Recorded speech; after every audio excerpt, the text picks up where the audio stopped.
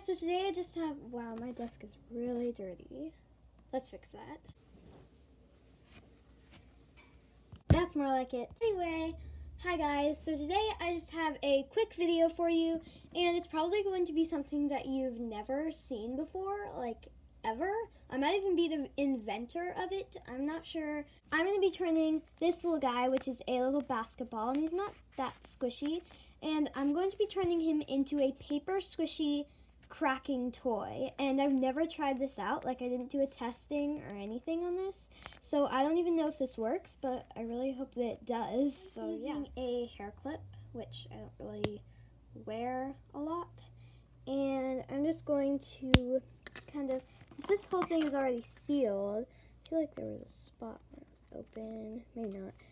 I'm just going to take a spot, pick a spot, and then I'm going to just cut that, cut a hole so it's open in that area. And I'm just going to take some stuffing out, which I was actually trying a new stuffing, and it's like paper bags, and I feel like I didn't really do it right or something. Something went wrong with it, and it was not even that squishy. So I'm just going to kind of press this down and then insert my hair clip. Sorry it's so dark.